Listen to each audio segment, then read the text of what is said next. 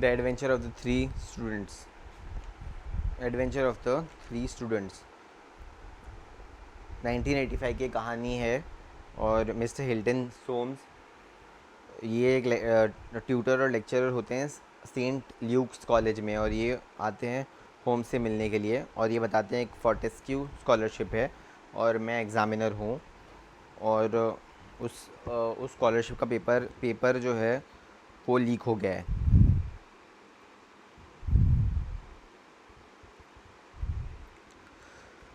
और बताते कि किसी ने वो कॉपी कर लिया है, और वो जो था एक्सरसाइज थी वो हाफ अ चैप्टर ऑफ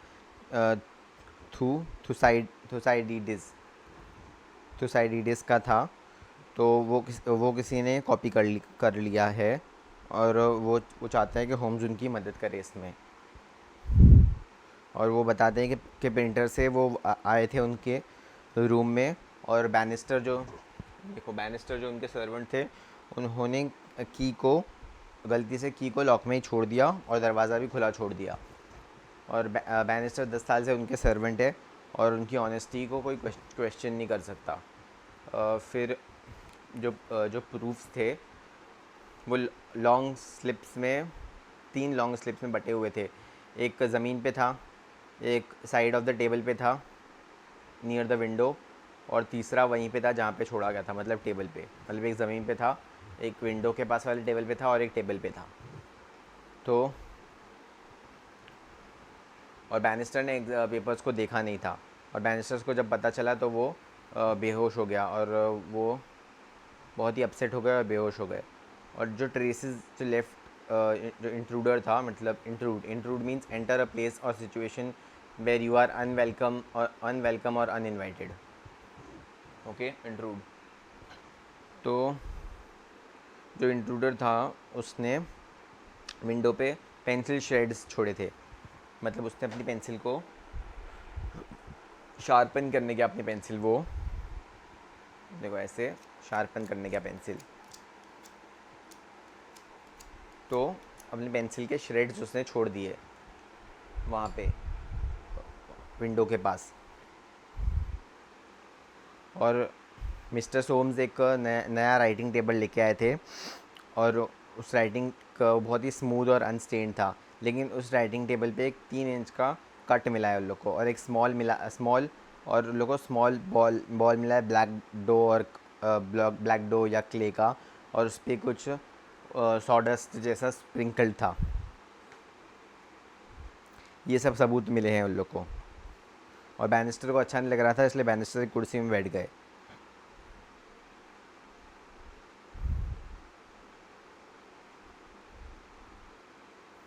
जो सिटिंग रूम था क्लाइंट का, जो टीचर थे इनका जो सिटिंग रूम था, ये कॉलेज के जो गार्डन से दिख रहा था,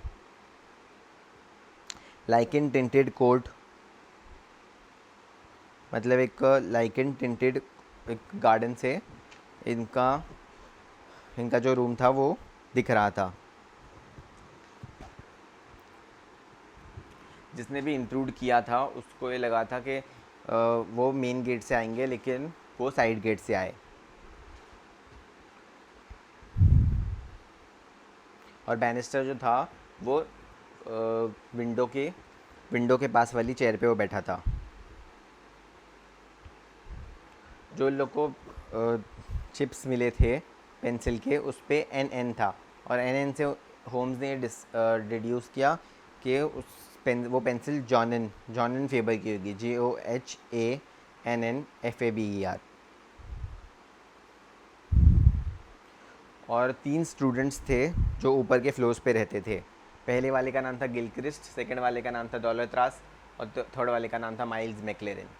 और गिलक्रिस्ट वो एक एथलीट था, और रग्बी और क्रिकेट टीम में खेल चुका था वो, और हर्डल्स और लॉन्ग जंप के लिए उसको ब्लू मिला था। और उसके फादर थे जेबीज गिलक्रिस्ट। ओके,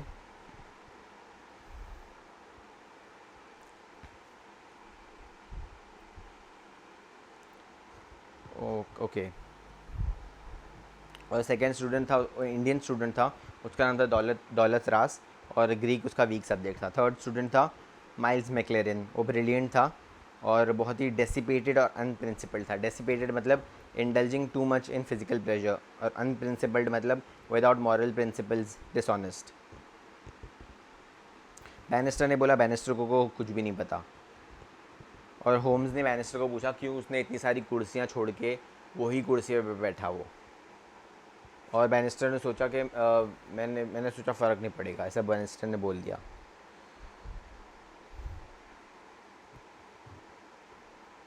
फिर होम्स क्या करते हैं, होम्स एक आर्किटेक्ट बन के वो तीनों स्टूडेंट से मिलते हैं। वो तीनों स्टूडेंट से मिलने की कोशिश करते हैं। तो वो स्टूडेंट से मिलते हैं, स्टूडेंट पिक्चर बनाते हैं और फिर अपनी पेंसिल तोड़ देते हैं। और सामने से स्टूडेंट से पेंसिल मांगते हैं और छुरी भी स्टूडेंट से ही मांगते हैं, नाइफ़ भी शार्पन करने के लिए स्टूडेंट से ही मांगते हैं। तो फिर क्या होता है, ऐसा करते हैं वो गिलक्रिस्ट के साथ और इंडियन स्टूडेंट के साथ। लेकिन जब माइल्स मैक्लेरन के रूम में जाते हैं तो माइल्स मैक्लेरन मना कर देता है क्योंकि कल एग्ज़ाम होता है, इसलिए माइल्स मैक्लेरन उनको अंदर आने से मना कर देता है। और होम्स पूछते हैं कि माइल्स मैक्लेरन की हाइट क्या है, तो वो बोलते हैं कि माइल्स मैक्लेरन की जो हाइट है वो 5 फुट 6 इंच है।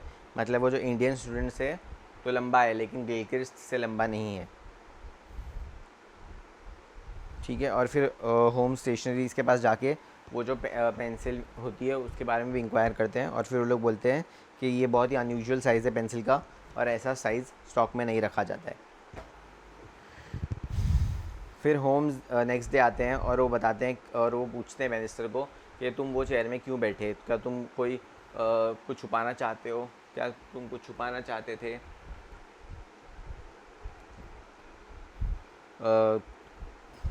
कोई ऑब्जेक्ट को छुपाना चाहते थे तुम।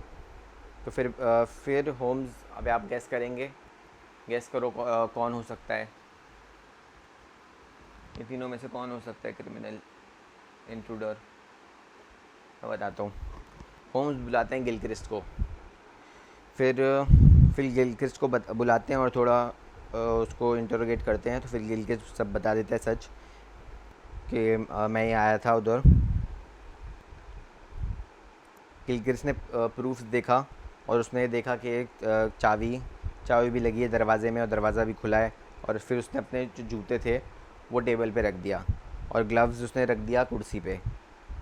फिर वहाँ पे वो कॉपी करने लग गया। फिर वहाँ पे बैनिस्टर आ गए।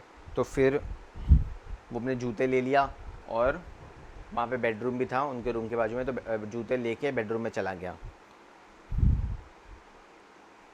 और वो एथलेटिक ग्राउंड में होम्स ने वॉक किया था और वहाँ पे उनको टेनिशियस ब्लैक क्ले मिली थी। टेनिशियस मतलब holding firmly to something, okay.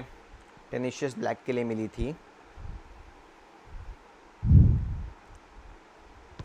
और वही क्ले उनको टेबल पे भी मिली थी। और उस टेनिशियस ब्लैक क्ले पे सॉडस्ट स्प्रे किया गया था क्योंकि एथलीट फिर गिरे हुए नहीं।